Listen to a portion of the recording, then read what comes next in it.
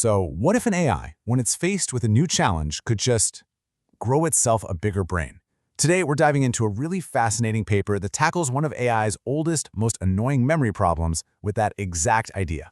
I mean, really think about that for a second.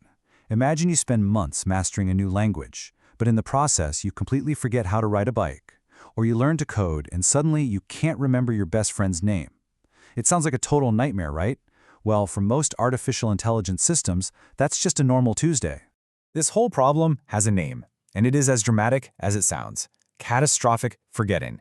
And it's pretty much the main villain of our story today. See, when you train a standard AI on task A, and then you move on to task B, it essentially just paves over everything it learned from task A. This is a massive, massive roadblock if we ever want to create truly intelligent, lifelong learning machines. So, to really appreciate the new solution here, we first need to get our heads around just how big and how fundamental this memory problem really is. And this comparison here just lays it out perfectly.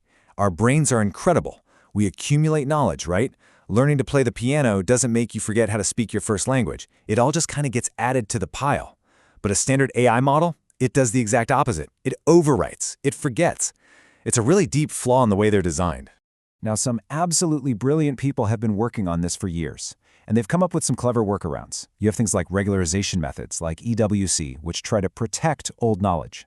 And you even have architecture-based ideas like DEN, which literally tries to grow the network. But they all share a common weakness. A human has to get in there and tell the AI how and when to do it. It's not autonomous. Okay, so let's check out how this new research takes a completely different path. What if the AI could just manage its own learning process? This, right here, is the multi-million-dollar question the researchers asked, and it flips the entire problem on its head. Instead of having a human architect decide the size of the AI's brain before you even start, what if the network itself could just decide on its own? And their answer is this incredible thing, the Dynamic Cognitive Architecture, or DCA. This is the hero of our explainer today. You can think of it as an AI that has a kind of self-awareness about its own learning. It can sense when it's struggling, and it recognizes when the solution is to add more horsepower, to literally grow its own neural network.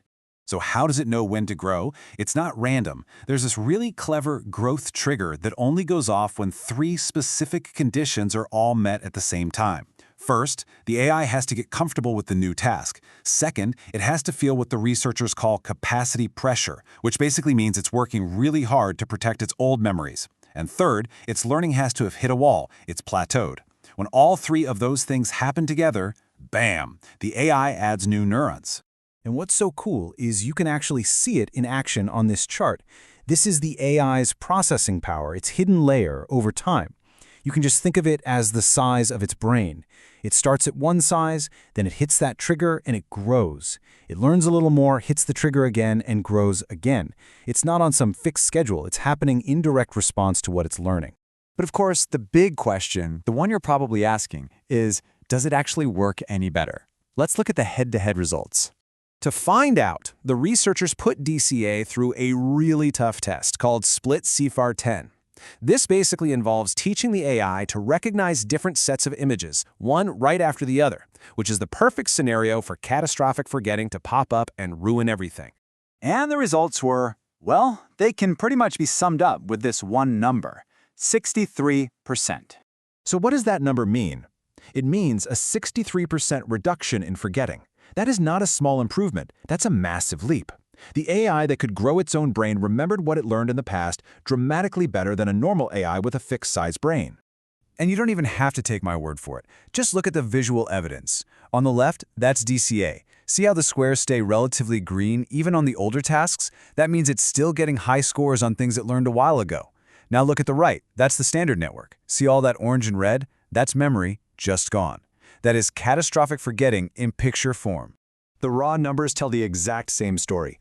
This table shows the forgetting score, and here, lower is better. Look at DCA's score, 0.084. Now compare that to a standard network or even DEN, another one that tries to expand.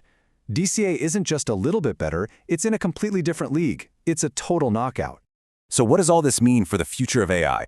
Why does this one technical trick matter so much in the grand scheme of things? Well, because this is about so much more than just fixing a memory leak. It's a whole conceptual shift. We've always treated the architecture of an AI, its very structure, as something we humans design before the training even starts. DCA suggests that the architecture itself can be part of the learning process.